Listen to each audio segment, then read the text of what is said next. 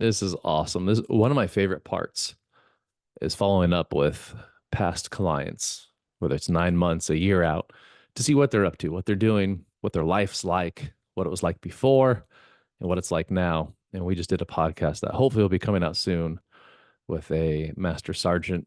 Gosh, what a beautiful soul, beautiful experience. But one of the themes that we hit on, and it kept coming up again and again, is that life responds to action. It doesn't respond to your intentions. And so we see this theme again and again of where, our intentions for like 99.99% of the population, the intentions are good. Like the intention to do something, to get somewhere, to make life better. Like when you look at where we live from an intention-based lifestyle, it is rare that there are bad intentions. So we start to rationalize with ourselves of, well, that wasn't my intention. My intention was, and then we begin to give a reason or an excuse that unconsciously justifies the behavior that we did, our action, because our intention was this, even though this happened. And so as we started to kind of unpack, looking at life responds to action. So what would happen if we just began to remove intention as an excuse? So still have the intention and it's pure in its core form, but we no longer use that as an excuse or as a place that dictates how we act or react. I mean, imagine if you would, of me saying, I want the world to reflect back how they see me show up in the world. That's my behavior, my actions, and then to respond to those actions. The crazy thing is this is how life is already operating. So if I'm not loving life, if I'm not looking and saying, gosh, this life is so phenomenal, it continues to guide me and bless me and just it is an amazing thing. That's one of the things that this gentleman shared was he said, I feel like all I did was stop drinking, which we unpacked, and it's a lot more than that. But the one thing that his conscious mind said is all I did was stop drinking. And then all of a sudden the world started showing up in such different ways. Like it's like life is happening for me now. Before it was a struggle. Now it's like I keep doing the work. I trust the process, and then things just keep finding their way to me. It's like I'm being divinely guided. And this is the beautiful thing. It's because of behavior in action. How you are waking up in the morning, the actual work you are doing. Are you looking to create and to do something bigger than ourselves, or am I looking to take and consume? Because here's the thing. As I consume, as I take, as I look to just continually try to take as much as I stinking can, life gets shallow, it gets disconnected, it gets very reactive. And then anytime I get called out on that, I go right to rationalization of, oh, no, no, but this is what I intended to happen. So today's topic is more of action based versus intention based. And then the lies, I'll be so bold to say the lies I tell myself that tries to reinforce my pure intention. Well, it's a cliche saying, but they say the path to hell is paved with good intentions. I remember when I heard that before, I started doing this work. I'm like, oh yeah, okay. Just kind of in one ear out the other. As you start really doing a lot of deep work, I mean looking within yourself. So one of the things that we practice here at the center, I still do daily to this day, is I go through and I do the recovery chat. And what it does is it allows me to expose this narrative that I continue to fall back on as rationalization, justification. Basically, it's an emotional processing tool. But of how many times my intention was there, or I wanted to do something, but then I lack the accountability and the responsibility of the actions. So as I'm sharing this, one of the questions that comes up is where in your life, possibly at this time, this season, this phase, wherever you are your actions not in alignment with your intentions?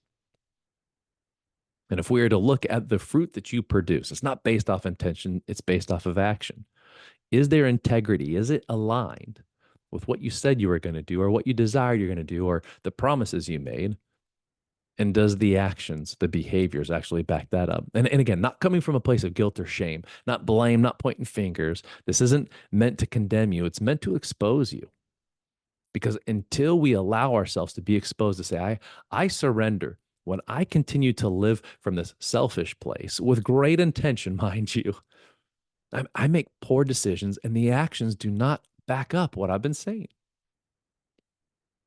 So I want to encourage you to actually spend some time today or this week in reflecting, what have my actions been? First, what is my fruit? They say you reap what you sow. What have I been sowing? What have I reaped? And that shows what I'm sowing. What is the fruit? What are the results in your life? And if you are 100% satisfied, then hell yeah. Rinse, repeat, look to expand, look to duplicate, look to grow that. It's just like the parable with the different talents. If we get a few talents and we multiply them, we're going to keep getting more and more talents. And it's this beautiful thing of compounding effect. But if I'm given one and I squash it, or I say what I'm going to do with it and then I bury it, many times it dies on the vine. And then I explain, well, no, look at what I did. I saved it.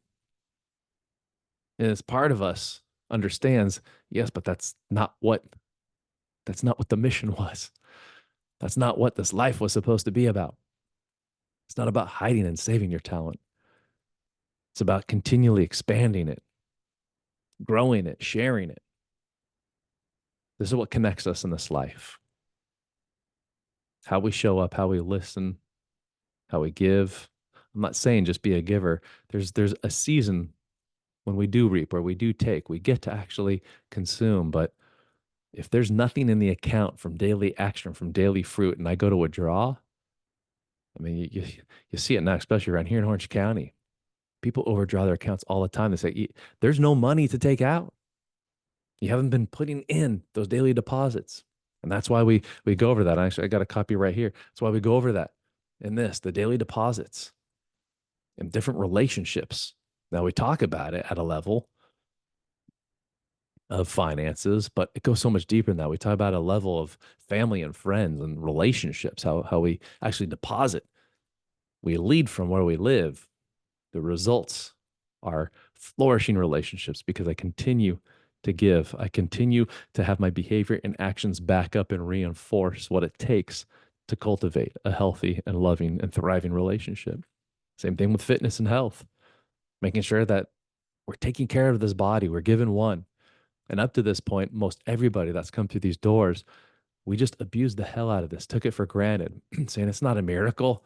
This sucks. I'm gonna beat the crap out of it.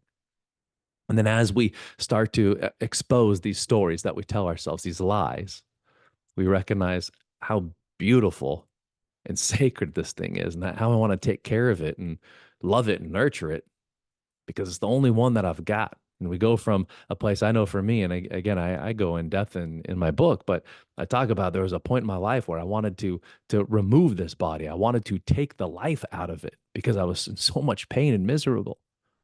I didn't know any different. I had the best intentions, but then through a series of events and actually exposing the pain and finally talking up about it, walking through the guilt and the shame, recognizing I was the only one that created that, and coming to this other place, fully exposed, surrendering. So back then, we didn't even know what the process was, but now had the process of the 5 foundational freedoms and the 4 codes that sit on the 3 decrees. We go over all in the book. I don't want to bore you here, but we started to make this change from going from pain and hurt to this place of possibility and purpose. And then taking daily action, making daily deposits through these behaviors. This is where compound growth starts to take over. And then this is where we hear so many people share, typically in 9 months to a year out, sometimes a little bit more than a year, but it's around that year or more mark that people will say, holy crap, everything is different because I just changed one thing, the way I was thinking. And as I started to expose these unhealthy thoughts, the wars from within, and took it out and doing the daily chat and actually doing the work each day, we call it first fruits. My world began to expand. The behavior and the actions began to show the story of what I really wanted my story to say. I rewrote the story. And so that's what's being presented in front of you. I don't know where this goes. I just write down some ideas and put it out there. Hopefully it helps. But we have people share wherever they see this. I don't know if it's on social media, YouTube, whatever it's on. I'm hoping that this reaches out to you and that you can feel something different, that you're not alone. You don't have to be alone, but also that no one's coming to save you. It takes asking, it takes raising the hand and saying, I don't know what to do. If I just had the training, if I just had the education, if I was just taught what to do, I could do that. So maybe this is that gift for you. If you're looking for something like that, to reach out, whatever you're watching this on, of just responding. Because we have so many resources now. Like there's no reason for someone to continue to hurt or to feel alone. So that's what this message is to let you know that this life that we live responds solely to action and not to intention. And there's a few things that you want to change. I know that we can be the ones to help.